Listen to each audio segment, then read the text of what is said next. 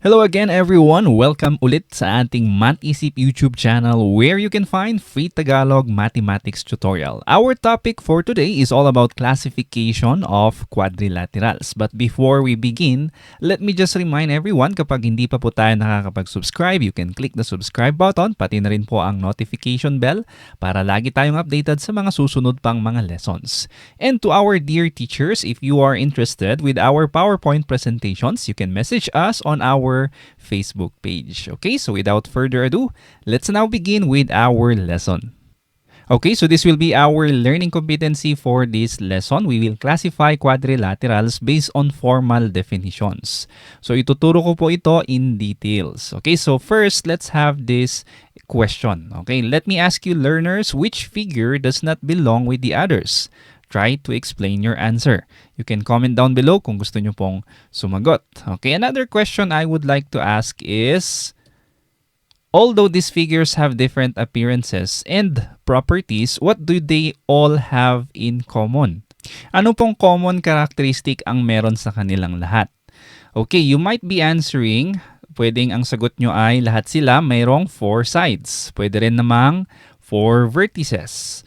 Pwede rin 4 angles. Yes, they all have 4 angles. Or pwede rin po na they are all closed figures made of line segments. Okay? Actually, yes, because they are all quadrilateral family. They are all members of one family, no? The shapes belong to the same general family, but each has particular characteristic that make them different from each other, syempre. And today we will use formal definitions to recognize those differences and classify each member of the quadrilateral family. Okay, so are we ready? Let's begin our discussion. Okay, first, let's define quadrilateral. Ano po ba ang ibig sabihin ng quadrilateral? Okay, so this is the formal definition. A quadrilateral is a simple closed polygon formed by 4 line segments with 4 vertices and 4 angles. Okay, so ano pong symbol ang ginagamit natin to indicate this quadrilateral? Okay, so the symbol we use is this one. This is used to denote a quadrilateral. Okay, so para siyang rectangular shape, no? We use that to name a quadrilateral. So quadrilaterals are named using consecutive vertices. So magbigay tayo ng example. For example, we have here this quadrilateral. This has 4 sides, 4 angles, 4 vertices, and it is a closed line segment, polygon, no? So, ano po ang pangalan nito? We can use this symbol, the rectangular symbol or shape, before the vertices na nandito. So, ano yung mga vertices natin? We have here A, B, C, and D. We can write this way. Ano po ang basa nito? This is read as quadrilateral ABCD. Okay? So, bukod sa ganitong arrangement, pwede pa po bang different arrangement? Pwede naman po as long as it is in a rotational order. Halimbawa dito, we have here, pwedeng mag-start sa B, okay, papuntang or clockwise, B, C, D, A. Okay, pwede rin naman pong C, D, A, B. Pwede rin mag-start kay D, okay, D, A, B, C. Okay, so kung napapansin nyo po, clockwise po yung ikot ng ating naming convention. Okay? Pwede rin po bang counterclockwise? Pwede naman po, no? We can start from A, D, C, B. Pwede rin namang from D. So, D, C, B, A. Or pwede rin C, C. Quadrilateral C, B, A, D. Or quadrilateral B, A, D, C. Okay? So, all of these are the way we can name a quadrilateral. Okay, proceed na po tayo sa classification of quadrilaterals. Okay, to classify quadrilaterals, we can start with this category. Pwede natin siyang i-classify according to their parallel sides, no? So in our lesson for today, we will start with classifying them according to their parallel sides para mas madaling intindihin. Okay, by the way, ano po ang ibig sabihin ng parallel sides according to our previously discussed lessons on the conditions that guarantee parallelism and perpendicularity? Na-emphasize po natin doon, when you say parallel lines, these are coplanar and non-intersecting lines. And then kung mapapansin nyo sa ating diagram, kapag may nakita tayong mga arrowheads matching markings, we can say that they are parallel. Okay, so let's start with the first type or classification. We have here what we call a trapezium. Ano po ba ang ibig sabihin ng trapezium?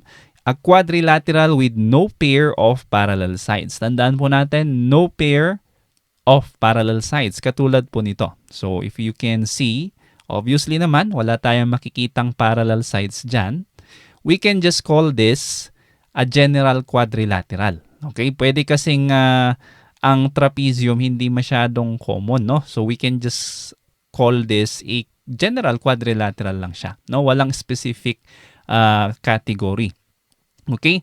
But if we see this sign, halimbawa itong quadrilateral natin, it's a trapezium, and then may nakikita tayong mga markings, meaning itong marking na ito parehas dito, they are congruent, and then these two sides are also congruent, they have the same markings.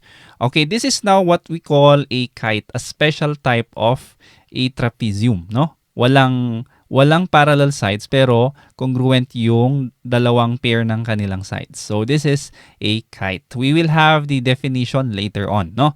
Next, aside from trapezium na walang pair of parallel sides, we also have what we call a trapezoid. Okay, ano naman po ang pinagkaiba ng trapezium sa trapezoid?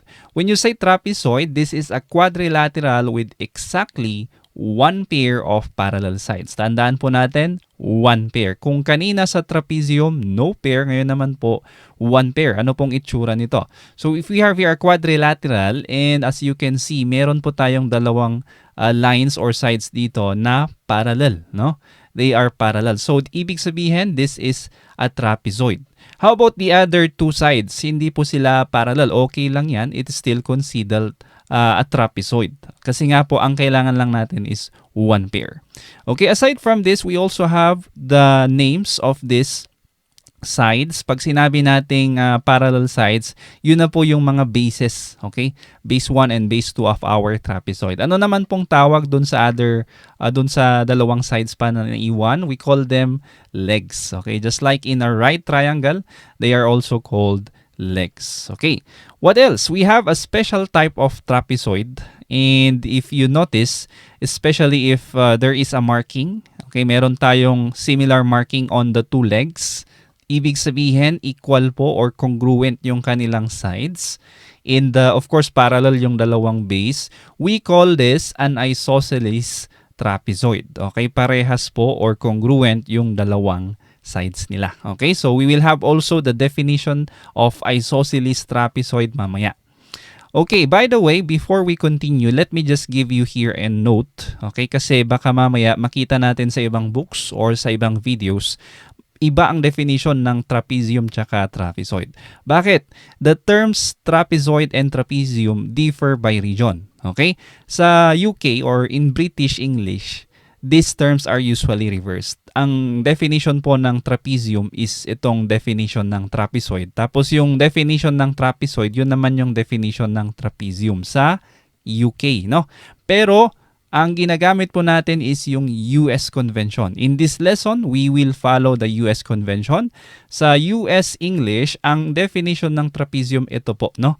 Ang definition ng trapezoid naman ito. So, in the Philippines, syempre, ang ginagamit natin is American or the US Convention.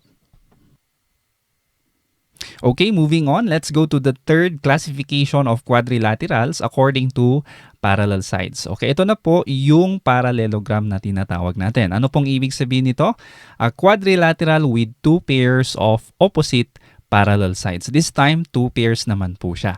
So, example natin is itong image. We have here these two sides which are parallel. And then the other pair of parallel sides, ito naman pong left and right. So we have these two markings, similar, ibig sabihin parallel po sila. Okay? So these are the three main categories of quadrilaterals.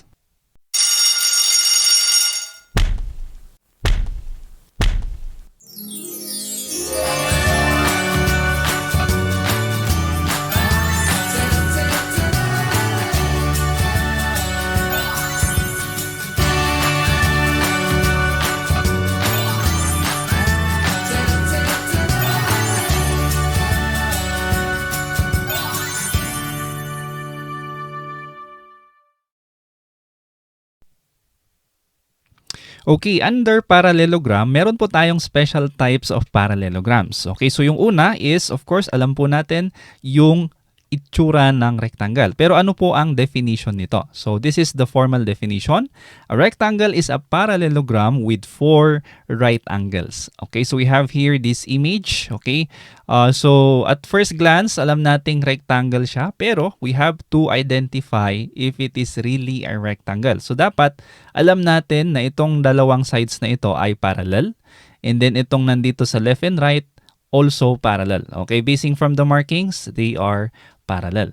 Now, we have here 4 right angles. Ibig sabihin, dapat yung mga angles natin is 90 degrees. Okay? Basing from the markings, this is the perpendicular markings, meaning 90 degrees siya. Okay, what else? We also have here a rhombus. Ano naman po ang ibig sabihin ng rhombus? This is also a parallelogram with 4 congruent sides naman po. So, if we have here this image, kapag magagaranti natin na yung mga sides niya parallel, itong nasa taas at nasa baba, parallel, left and right are also parallel, then we can say that this is a rhombus if and only if yung mga sides nila ay pare-parehas or congruent, equal measurements. Okay? And then, lastly, we also have the square. A square is a parallelogram with 4 congruent sides and 4 right angles. Okay, so if you have here an image of a square, dapat alam natin or we have to make sure na yung mga sides niya parallel. So, isang pares is parallel and then the other 2 sides are also parallel to each other. Okay, and what else? Dapat congruent ang sides. Make sure natin na lahat ng sides ay pare-parehas, equal in measurement, as well as with the angles. Kapag lahat naman yan ay 90 degree angle or right angle, they are all equal. Okay, so there you go. Those are the different types of parallelograms. We have the rectangle, rhombus, and square. Pero, question, we have here a question. Is a square a rectangle? Sa tingin nyo, ito pong square na to ay rectangle? Kasi ang rectangle, sabi dyan, a parallelogram with 4 right angles. No? What else? Another question is a square a rhombus? Rhombus din po ba matatawag ang square? Kasi ang rhombus is a parallelogram with 4 congruent sides. The answer for these 2 questions is actually yes and yes. No? So, yung rectangle po natin, considered po yung square na under ng rectangle. Okay? Parehas din po sa rhombus. Yung mga definition ng rectangle and rhombus, pasok po siya dito sa square.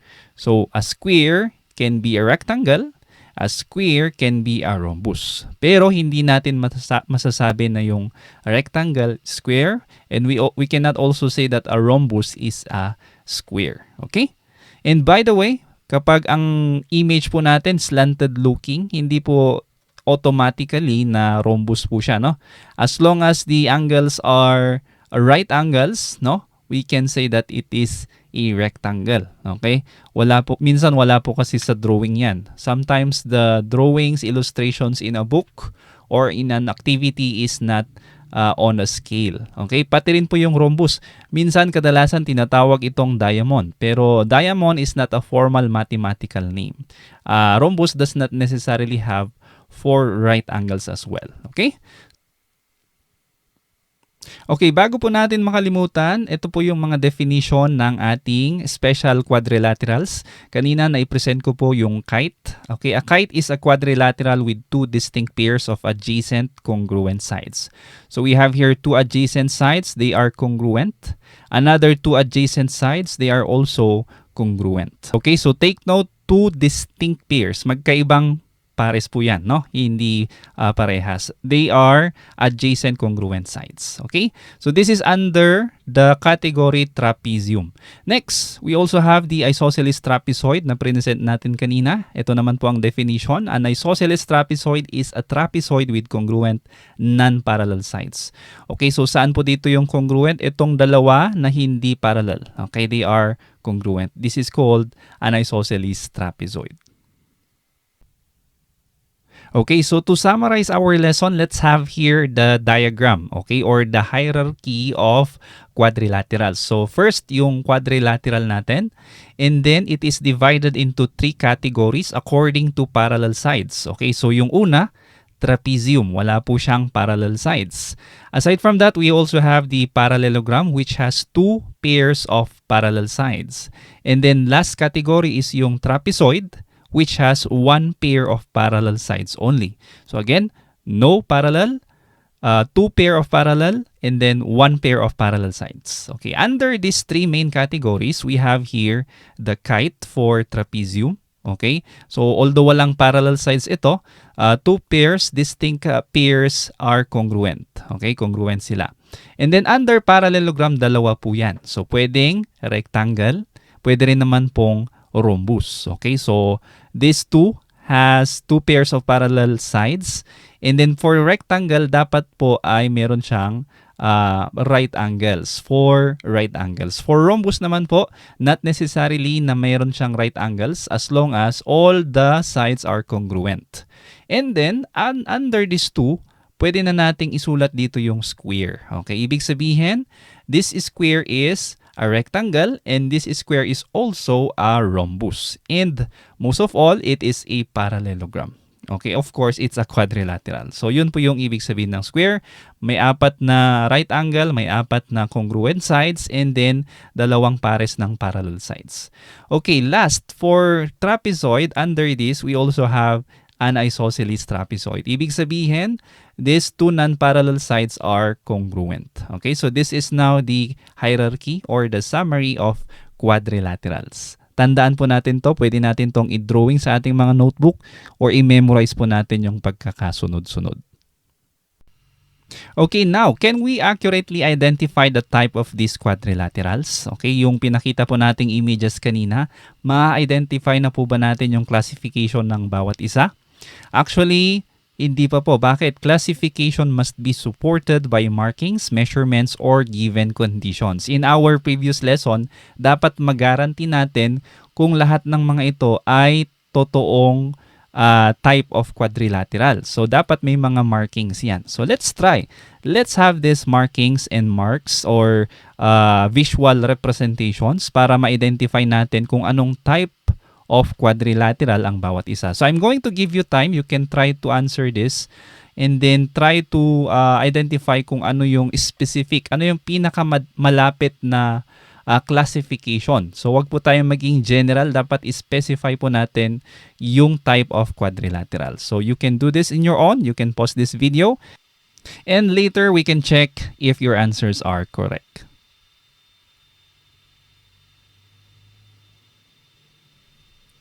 Okay, I now believe you are ready. Let's now check your answers. For the first illustration or image, mag-base lang po tayo sa mga markings. Kahit na mukhang hindi perfect po yung ating mga figure dyan, as long as may mga markings dyan, pwede na natin siyang i-conclude. So first, we can have this as a square because we have here congruent sides.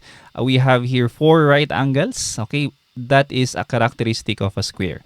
Next, we have here a trapezoid. Okay, as you can see, meron po tayong isang pares ng parallel sides.